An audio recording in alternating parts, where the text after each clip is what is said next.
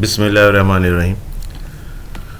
अब इस लेक्चर में हम सुपरवाइज्ड लर्निंग के अंदर सपोर्ट वेक्टर मशीन को देखेंगे कि वो कैसे काम करता है, एल्गोरिथम की मैथमेटिक्स क्या है। Support vector machine is a supervised learning algorithm used mainly for classification and also for regression and outlier detection.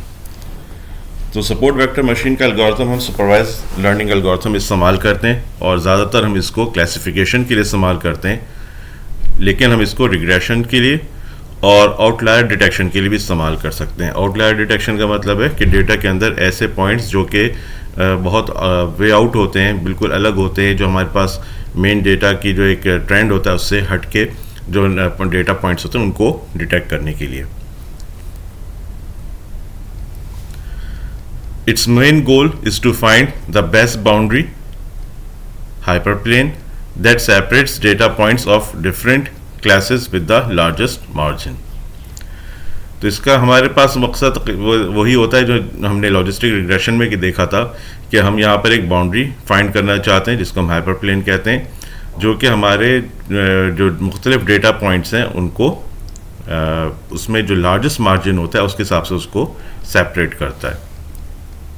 Hyperplane के लिए हमारे पास इक्वेशन वही है जो हम पहले भी देख चुके हैं रिग्रेशन के अंदर, wx plus b is equal to 0, जिसमें w हमारे पास उसका स्लोप है, x हमारे पास इनपुट डेटा है और b जो हमारे पास वो y इंटरसेप्ट है। So where w is weight vector, या आप इसको वेट वेक्टर कहें या आप इसको आप स्लोप कहें, और x हमारे पास फीचर्स हैं यानी कि इनपुट, और बायस टर्म b जो हमारे पास बायस टर्म है यानी कि हमारे पास y इंटरसेप्ट है। अब अगर हमारे पास जो वैल्यू है wx प्लस b वो ग्रेटर देन 1 आती है, पॉजिटिव में आती है, प्लस 1 में आती है, तो हम उसको क्लास प्लस 1 में शुमार करेंगे।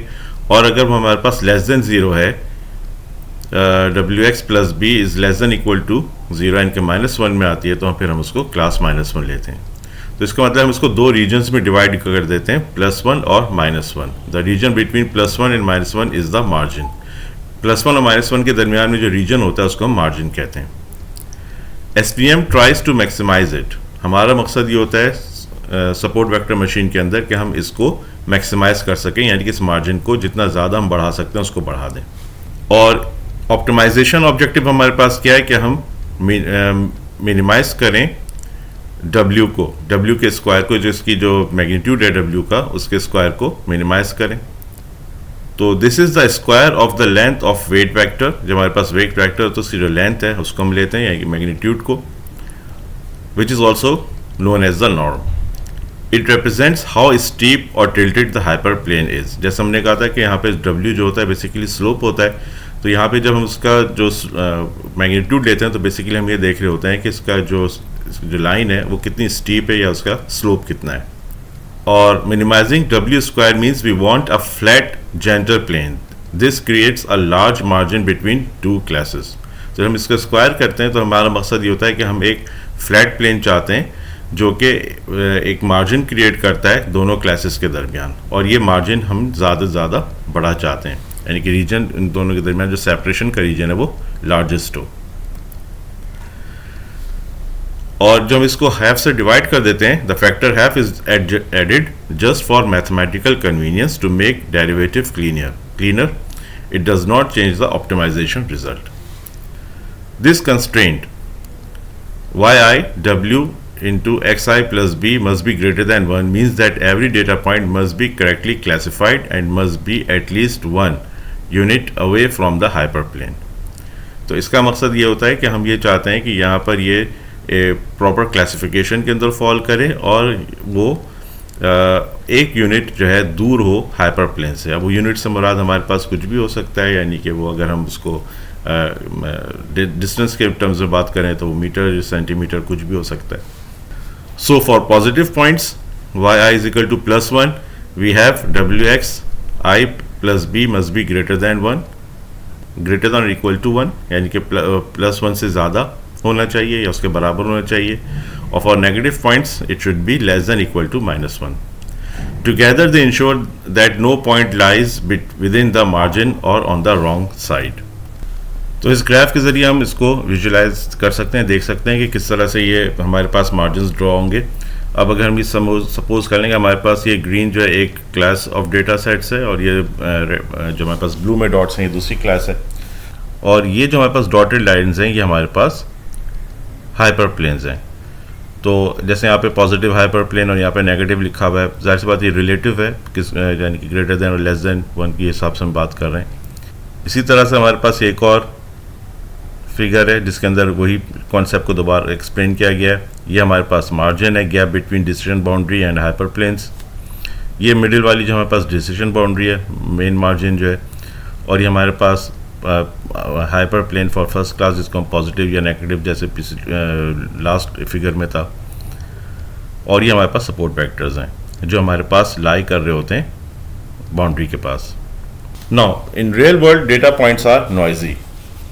Perfect separation is often impossible. अब जैसे हमने यहाँ पर अपनी प्रीवियस फिगर में दिखाया है यहाँ पर कि हमारे पास ये बिल्कुल सेपरेट्स नज़र आ रहे हैं डेटा, जैसे कि इसमें कि यहाँ पर ये बिल्कुल रेड एक तरफ हैं, ब्लू एक तरफ हैं, ग्रीन एक तरफ है. तो इस तरह से हमारे पास रियल वर्ल्ड के अंदर पॉसिबल नहीं होता मोस्टली.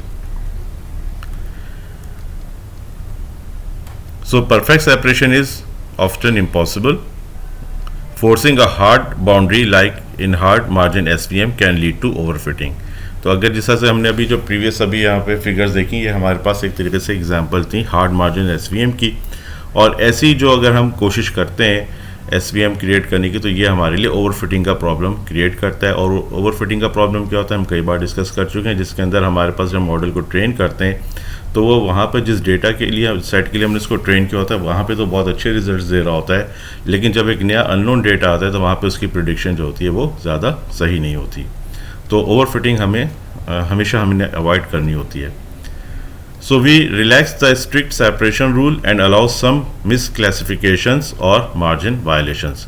तो हम क्या करते हैं कि थोड़ी बहुत जो है वो जो misclassification है या margin of violation उसको अलाउ करते हैं ताकि ये overfitting का प्रॉब्लम हम अवॉइड कर सकें. So we introduce select variables xi to allow some points to fall inside the margin or even on the wrong side of the hyperplane. We now minimize the trade-off between keeping the margin large W square and minimizing the classification error xi. तो ये हमारे पास उसको minimise करने के लिए इसके अंदर हमने एडिशन कर दिया. हम इसके अंदर xi जो होगा हमारे पास पेनल्टी फॉर मिस क्लासिफिकेशन उसको सम करेंगे और उसको फिर हम मल्टीप्लाई कर देंगे c से, विच इज़ रेगुलराइजेशन पैरामीटर, जो कि हमारे ट्रेड ऑफ को कंट्रोल करेगा.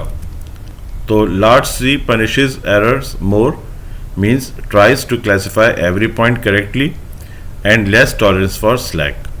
अगर हमारे पास C की वैल्यू हाई रखेंगे, और अगर स्मॉल c की वैल्यू होगी तो small c allows more margin violations, focuses more on wider margin and better generalisation.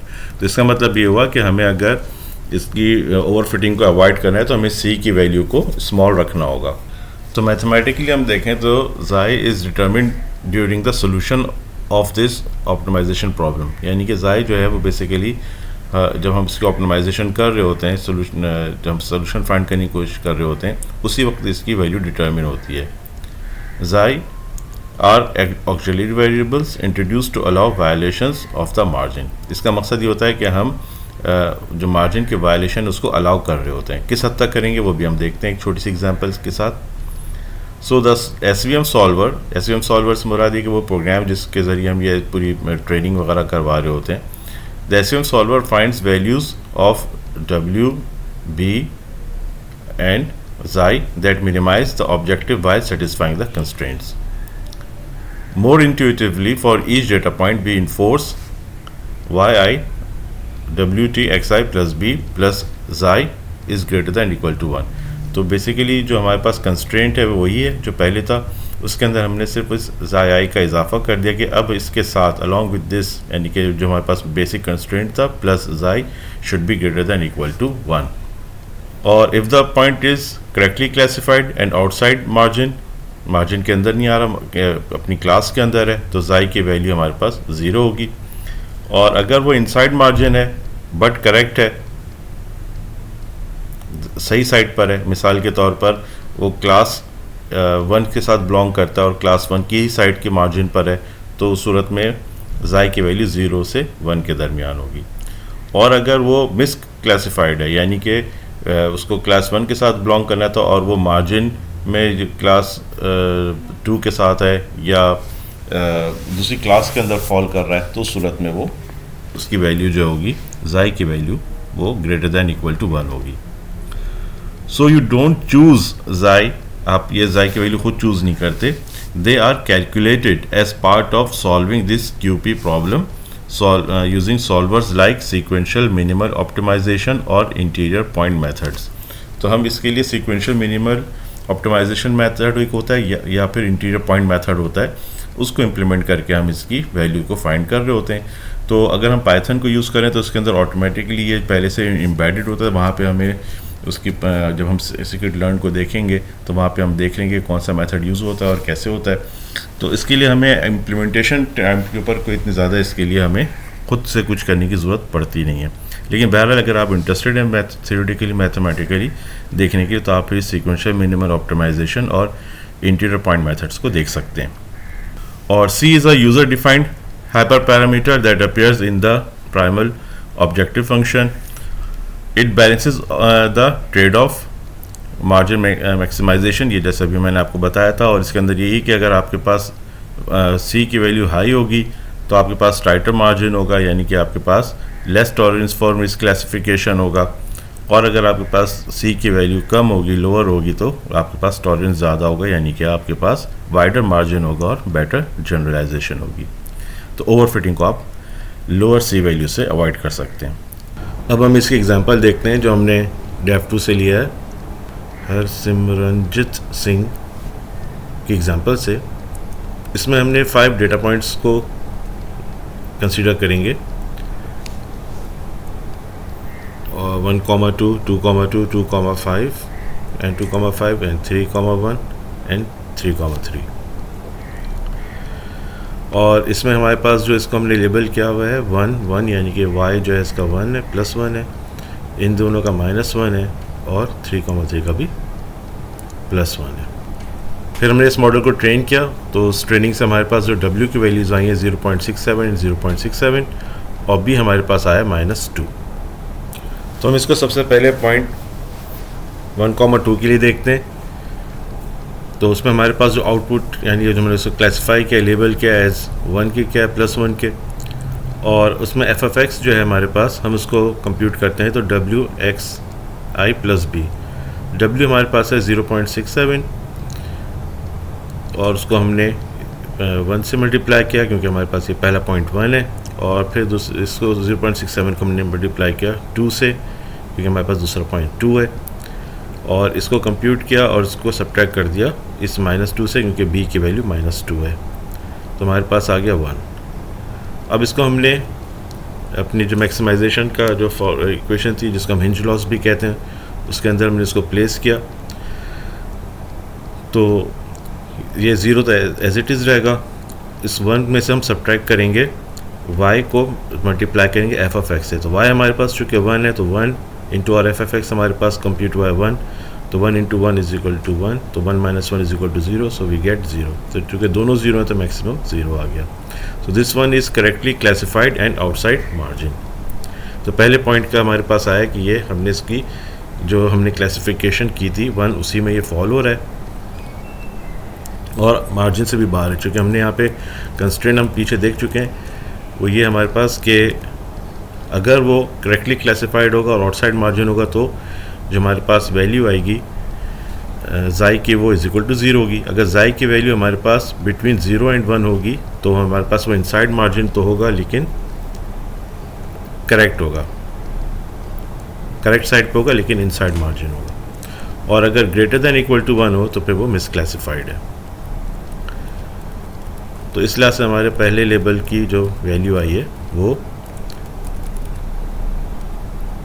Correctly classified है और आउटसाइड मार्जिन है। दूसरा हमारे पास पॉइंट है 2,2। उसके लिए भी हमने एग्जैक्टली उसी मेथड से कंप्यूटेशन की।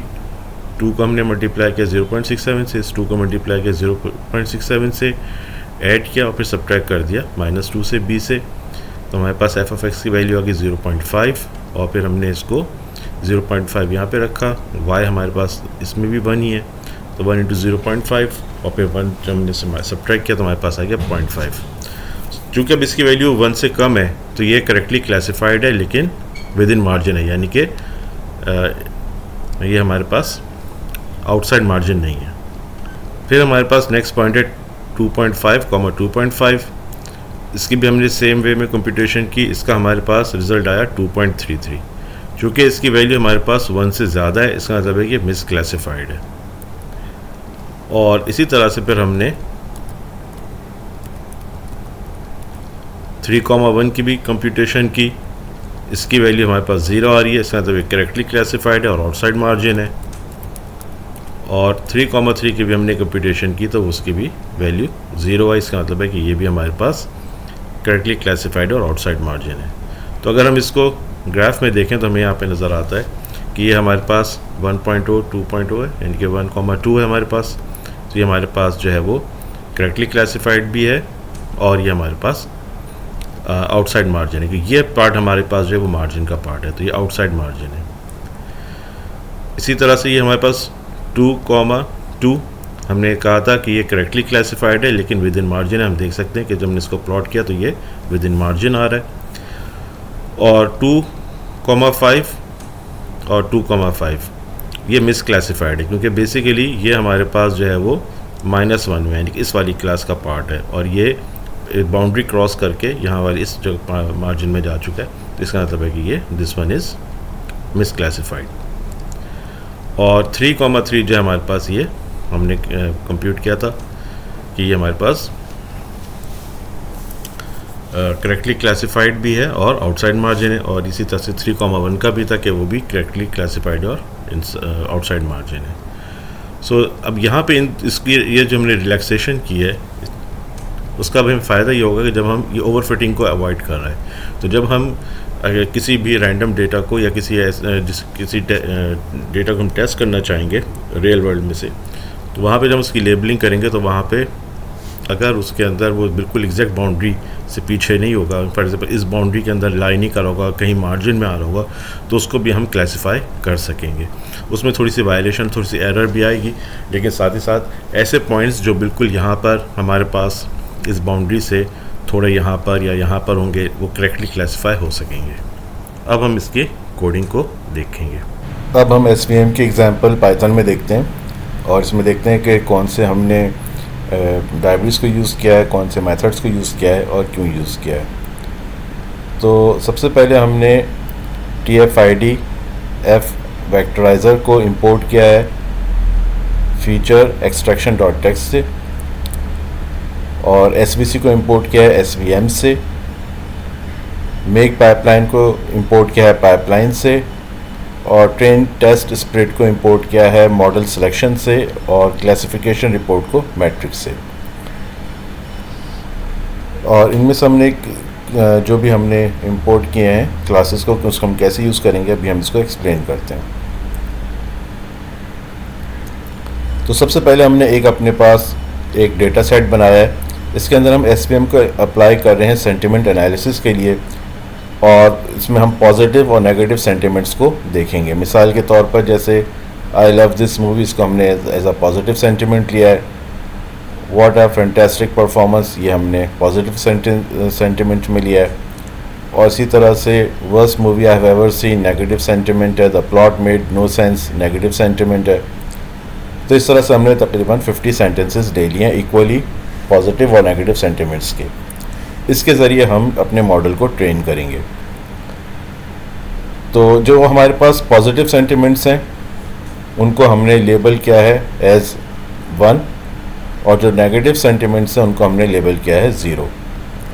तो आपको याद होगा जब हम शुरू में पढ़ रहे थे तो हमने कहा था कि हमारे पास जो आउटपुट होती है y होता है उसको हम लेबल करते हैं एज +1 और -1 या 1 और 0, डिपेंड करता है इनके। बेसिकली हम उसको नंबर्स में कन्वर्ट करते हैं। फिर हमने यहाँ पर ट्रेन टेस्ट स्प्लिट किया है, ये हम पहले भी देख चुके हैं जब हम लॉजिस्टिक और रिग्रेशन की एग्जांपल्स कर रहे थे। वही हमने ट्रेन टेस्ट स्प्लिट किया, यहाँ पे हमने टेस्ट साइज 0.3 रखा है, यानी कि हमारे पास 30% इसमें से डेटा जो है वो टेस्ट के लिए यूज़ होगा और 70% जो है वो ट्रेनिंग के लिए इस्तेमाल होगा। और stratify is equal to labels में ये करेगा ये कि ये जो जब स्प्लिट करेगा तो उसके अंदर भी जो हमारे पास पॉजिटिव और नेगेटिव है उनको 50-50% ही करेगा, यानी कि टेस्ट के अंदर भी 50% नेगेटिव लेगा और 50% पॉजिटिव लेगा और ट्रेनिंग के अंदर भी 50% पॉजिटिव लेगा और 50% नेगेटिव लेगा। और जो सिलेक्शन है वो रैंडम सीड उसका हमने 42 पहले से फिक्स कर दिया है। फिर हमने इसके अंदर पाइपलाइनिंग को इम्प्लीमेंट किया। पाइपलाइनिंग हमने क्यों इम्प्लीमेंट किया उसको भी हम देख लेते हैं कि मेक पाइपलाइन का फंक्शन हमने क्यों यूज़ किया है। तो सबसे पहले हम ये देखते हैं मेक पाइपलाइन का फंक्शन है क्या। Make pipeline is a function that helps you chain multiple steps together like data transformation plus model training into one single object. It builds up a pipeline of operations, each step feeds into the next automatically. तो pipelining के अंदर क्या होता है कि जब हमें कोई मल्टीपल ऑपरेशंस परफॉर्म करने होते हैं तो उनको एक के बाद एक हमने करना हो और उसको हमने रिपीट करना हो तो हम उसको पाइपलाइन के अंदर इम्प्लीमेंट कर देते हैं। तो जैसे कि यहाँ पे हमारे पास दो हमने ऑपरेशंस परफॉर्म करने हैं। हमने एक तो ऑपरेशन करना है TF-ID वेक्टराइज़र को, और ये हम क्यों करेंगे इसको भी हम थोड़ी देर में एक्सप्लेन कर देंगे। और दूसरा फिर हमने SVM क्लासिफिकेशन करनी है SVC मेथड के ज़रिए। तो ये दो काम हमने रिपीटेडली करने, ये जो हमारे पास 50 सेंटेंसेस इनपुट पाएंगे उनके लिए, तो इसके लिए हमने यहाँ पे इसको मेक पाइपलाइन कर दिया। तो हमें ये फंक्शन जो है वो अब ऑटोमेटिकली परफॉर्म होता रहेगा, हमें उसके लिए लूप लगाना या इस किस्म का कोई कोड लिखने की हमें ज़रूरत नहीं पड़ेगी। अब उसके अंदर फिर हमने यूज़ किया है TF-ID F वेक्टराइज़र को। तो पहले तो हम ये देख लेते हैं कि हमें ये वेक्टराइजेशन की ज़रूरत क्या है क्या ये और फिर हमने TF-ID वेक्टराइज़र को क्यों यूज़ किया है। देखिए हमारे पास ये जो सेंटेंसेस हैं इनके हमारे पास इसकी जो क्लासिफिकेशन है, लेबलिंग हुई है, वो हमने पहले तो इसको लेबल दे दिया 1-0 का। लेकिन हम ये चाहते हैं कि ट्रेनिंग के टाइम पे भी और जब हमारे पास जब उस वक्त इनपुट आएगा तो उस वक्त भी वो करेगा ये कि वो ऑटोमेटिकली उसको क्लासिफाई करेगा एज पॉजिटिव या नेगेटिव, यानी कि उनको 1 या 0 करेगा या 1 या -1 करेगा। तो अब यूँ कह सकते हैं कि TF-ID F वेक्टराइज़र जो है, यहाँ पे हमने ऊपर जो लेबलिंग की है मैनुअली, यहाँ पे जो हमने बताया ये पॉजिटिव और नेगेटिव है, यहाँ पे ये लेबलिंग खुद से करेगा। अब इसका फ़ायदा क्या है TF-ID को इस्तेमाल करने का। सो TF-ID vectorizer is a text feature extraction tool from scikit-learn that converts a collection of raw documents into a matrix of TF-ID features। जैसे मैंने बताया कि इसके अंदर इसको 1 और 0 नंबर्स में इसको ये कन्वर्ट करेगा। लेकिन हम TF-ID को यूज़ क्यों करते हैं? Because it is better than just counting words, bag of words, यानी कि हम बैग ऑफ वर्ड्स की वजह इसके अंदर TF-ID वेक्टराइज़र को यूज़ करते हैं। तो वो करेगा ये कि ये वो सिमेंटिकली उसको ये देखते हुए कि इसकी जो सेंटिमेंट है वो पॉजिटिव है नेगेटिव, उसको 1 या 0 करेगा। It reduces weight for common words like the and is. तो ये कॉमन वर्ड्स को इग्नोर कर देता है, उनको ये उस नेगेटिव या पॉजिटिव नहीं करता। और it increases weight for domain specific और मीनिंगफुल टर्म्स, और उनका वेटेज बढ़ा देता है जो डोमेन स्पेसिफिक हो, जैसे कि डिसअपॉइंटेड हो गया, पेनफुल हो गया, इनके जो वेटेज है वो बढ़ा देता है। तो सिमेंटिकली थोड़ा सा उसको देखते हुए ये उसकी वेटेज करता है, उसको प्लस या उसकी वेक्टराइजेशन जब कर रहा होता है तो 1 या 0 जब कर रहा होता है तो उसकी सिमेंटिक मीनिंग को भी थोड़ा सा वो उसको कंसिडर कर रहा होता है। तो इसलिए हमने TF-ID वेक्टराइज़र को यूज़ किया है। और उसके बाद हमने जो मॉडल हमने कॉल किया यहाँ पे उसके ज़रिए मैंने ट्रेनिंग परफॉर्म कर दी। Model dot fit X train comma Y train, यानी कि जो हमारे पास 70% डेटा था एक्स ट्रेन और वाई ट्रेन के अंदर, उसको यूज़ करते हुए हमने ट्रेनिंग कर दी। अब इस ट्रेनिंग के स्टेप्स क्या होंगे? तो सबसे पहले हमने यहाँ पे हमारे पास TF-ID vector of each sentence, यानी कि the model makes a guess, it starts off not knowing much. अब यानी कि जाहिर सी बात है कि मॉडल अब गैसिंग स्टार्ट करेगा अपनी लर्निंग के लिए। It compares it's predicted level with your actual level. हमारा जो एक्चुअल लेवल है और जो प्रिडिक्टेड लेवल है इनके वो कंपैरिजन करेगा, और अगर वो कंपैरिजन में एरर है, सही नहीं है, तो वही करेगा कि अपनी लर्निंग को, एडजस्टमेंट्स को इम्प्रूव करेगा। यानी कि जब उसके पास W और B की जो वैल्यूज़ हैं, जो उसके पास स्लोप है और जो वाई इंटरसेप्ट है, उनको वो करेक्ट करेगा ताकि वो ज़्यादा बेहतर फिट हो सके। इसी तरह से जो मार्जिन है उसको वो करेगा, फिक्स करेगा। जो उसके पास ज़ाई की वैल्यू है, C की वैल्यू, उनको एडजस्ट करेगा ताकि ये एरर कम से कम हो सके। So it tries to make fewer mistakes next time.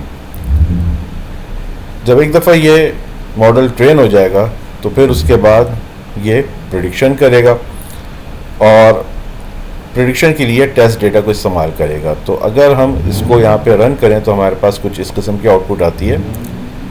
इसमें हमारे पास प्रिसिशन है, रिकॉल है, F1 स्कोर है और सपोर्ट है। तो पहले तो हम ये रिकॉल कर लेते हैं कि ये जो टर्म्स हैं वो क्या थी। हम ये पहले कंफ्यूजन मैट्रिक्स के अंदर इनको पढ़ चुके हैं, लेकिन यहाँ पे उनको रिपीट कर लेते हैं कि प्रिसिशन क्या है। Out of all predicted for this class how many were actually correct. यानी कि अगर हमने नेगेटिव प्रिडिक्ट किया था तो उसमें से नेगेटिव कितनी करेक्ट थी, अगर पॉजिटिव करेक्ट हमने उसको प्रिडिक्ट किया था तो कितनी पॉजिटिव करेक्ट जो है वो प्रिडिक्शन सही थी। रिकॉल में क्या है, out of all actual examples of this class how many did we catch. और F1 स्कोर हमारे पास एवरेज है, मीन है ऑफ प्रिसिशन एंड रिकॉल का, combines both into one number. और सपोर्ट जो है number of true instances in the set for the each class. तो मिसाल के तौर पर इसके अंदर हमारे पास नज़र ये आता है कि हमारे पास प्रिसिशन जो है नेगेटिव के लिए वो 0.25 है, यानी कि 25% है। रिकॉल जो है वो 12% है और F1 स्कोर जो है वो 17 है। और इसमें टोटल जो वैल्यूज़ थी नेगेटिव की डेटा की वो 8 थी और पॉजिटिव की सपोर्ट बता रहे कि टोटल कितनी जो इंस्टेंसेस थे। तो पॉजिटिव के 7 थे, नेगेटिव के 8 थे और पॉजिटिव का जो F1 स्कोर है वो 44% है। तो टोटल हुआ हमारे पास, टोटल डेटा हमारे पास टेस्ट के लिए था 15, जिसमें से हमारे पास जो F1 स्कोर है वो 33% है। और मैक्रो एवरेज जो है हमारे पास वो F1 स्कोर की वो उसकी प्रिसिशन की हमारे पास 31% है, रिकॉल की 35% है, F1 स्कोर की 31% है और ये हमारे पास टोटल डेटा 15 का था। इसी तरह से वेटेड एवरेज भी है।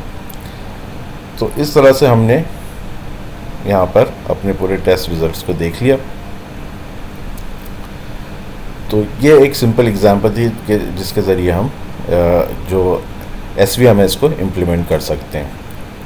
अब यहाँ पर एक और एग्जांपल देखते हैं SVM की, और इसके अंदर हमारे पास एक हम डेटा यूज़ कर रहे हैं 20 न्यूज़ ग्रुप्स का।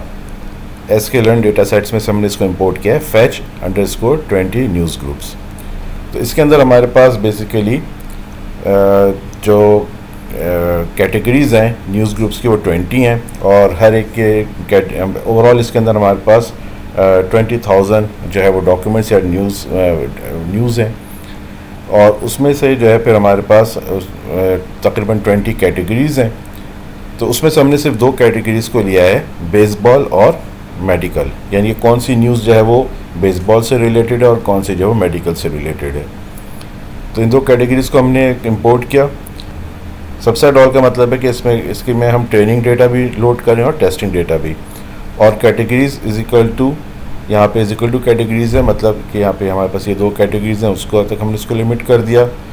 और shuffle is equal to true में हमने इसकी यानी कि जो शफलिंग है उसको हमने इनेबल कर दिया, यानी कि जब रैंडमली सिलेक्शन होगी वो शफल्ड होगी। और एक्स को हमने data is equal to data दे दिया और Y is equal to data dot target, यानी कि इसके अंदर हमारे पास एक्स के अंदर फीचर्स होंगे और वाई के अंदर हमारे पास आउटपुट्स। उसके बाद हमने TF-ID वेक्टराइजर को यूज़ किया। Stop words is equal to English का मतलब है कि इसके अंदर ये कॉमन वर्ड्स को रिमूव कर देगा, जैसे दिस इज़ वगैरह ये सारे रिमूव कर देगा, इनको इन वर्ड्स को वेटेज नहीं देगा ज़्यादा। और जो हमारे पास जो यूनिक वर्ड्स हैं या जो ज़्यादा मीनिंगफुल वर्ड्स हैं उनको ज़्यादा वेटेज देगा। और maximum features is equal to 5000 का मतलब है कि हमने इसके अंदर नंबर ऑफ़ फीचर्स को लिमिट कर दिया टू 5000। और यहाँ पर हमने यहाँ पर वेक्टराइजर डॉट फिट ट्रांसफॉर्म के ज़रिए हमने वो वेक्टराइजेशन एग्जीक्यूट कर दिया, यानी कि आईडी वेक्टराइज़र को एग्जीक्यूट कर दिया और वो हमारे पास एक मैट्रिक्स बन जाएगा नंबर्स का। उसके बाद हमने स्प्लिटिंग की है, जैसे हम पहले भी देख चुके हैं प्रीवियसली। इसके अंदर हमने बस यहाँ फ़र्क किया है कि वहाँ पे हमने 30% टेस्ट साइज़ रखा था, यहाँ पे हमारे पास 20% है।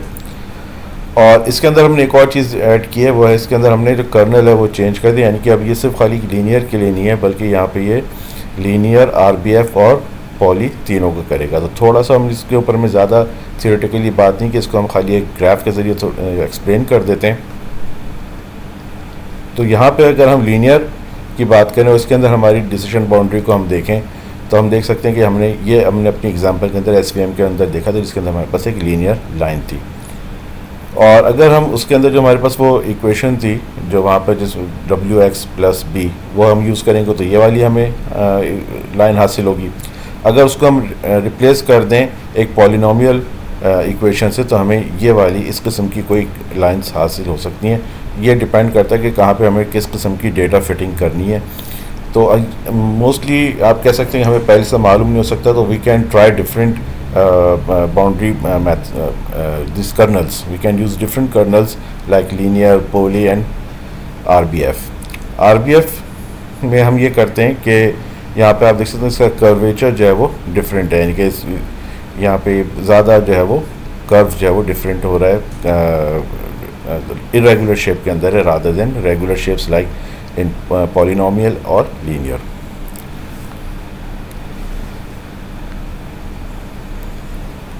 तो RBF stands for radial basis function. It is used for non-linear kernel that maps data to a higher dimension space to allow for complex decision boundaries.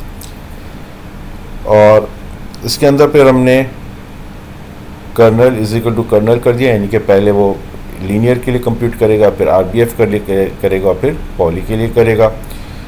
C is equal to 1 यहाँ पे हमने ले लिया और gamma is equal to scale, यानी कि ये automatically adjust करता रहेगा।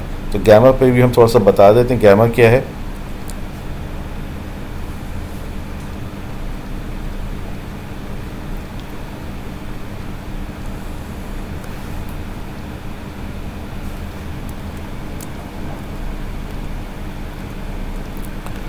In RBF and to some extent in polynomial kernels, gamma controls the influence of each training example of the decision boundary.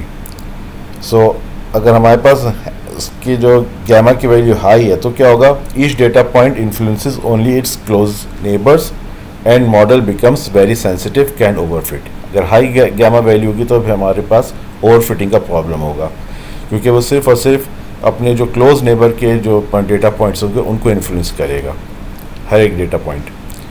और अगर हम लो गैमा रखते हैं तो each data point influences a large area, हर एक डेटा पॉइंट ज़्यादा area को इन्फ्लुएंस करेगा, and then model becomes smoother but can underfit. तो इसका मतलब है कि हमारे पास गैमा की वैल्यू ऐसी होनी चाहिए कि जो कि ना तो बहुत हाई हो ना ही बहुत लो हो। तो उसके लिए हमारे पास हमने यहाँ पे इसको स्केल कर दिया। स्केल का मतलब है कि ये ट्रेनिंग के टाइप है, ऑटोमेटिकली इसकी जो ऑप्टिमम वैल्यू होगा वो उसको सिलेक्ट करेगा। और उसके बाद फिर हमने मॉडल को ट्रेन करा दिया एक्स ट्रेन और वाई ट्रेन के ज़रिए, और फिर हमने प्रेडिक्शन की मॉडल डॉट प्रिडिक्ट के ज़रिए, और फिर हमने क्लासिफिकेशन रिपोर्ट ली जो कि हमारे पास यहाँ पे नज़र आ रही है। तो ये क्लासिफिकेशन रिपोर्ट वैसी है जैसे भी थोड़ी देर पहले हमने उसमें देखा था प्रीवियस एग्जांपल में। यहाँ पे फिर हमारे पास अब हम देख सकते हैं कि हमारे पास कंपैरिजन आ गया तीनों का। अगर हम लीनियर को इस्तेमाल करते हैं तो हमारे पास जो F1 स्कोर और रिकॉल और प्रिसिशन है वो आ रहा है 111, ठीक है, यानी कि 100%। और अगर हम इसी के अंदर RBF को इम्प्लीमेंट करें तो भी हमारे पास इस केस में 100% आ रहा है, और अगर हम पॉलिनोमियल को अप्लाई करें तो इसमें हमारे पास 98% आ रहा है, 99 to 98%। इसका मतलब है कि RBF and kernel are working good for this one, और लेकिन ये कि पॉलिनोमियल नहीं कर रहा है। लेकिन जाहिर सी बात है यहाँ पे हमारे पास हमने जो इसमें डेटा है वो भी हमारे पास थोड़ा सा बहुत बड़ा नहीं है। तो anyhow we can try this on other data sets as well. So this is how this SVM works. हमने इसको दोनों तरीक़ों से इम्प्लीमेंट करके देख लिया। तो अब इंशाअल्लाह अगले लेक्चर्स के अंदर हम मज़ीद मेथड्स को देखेंगे।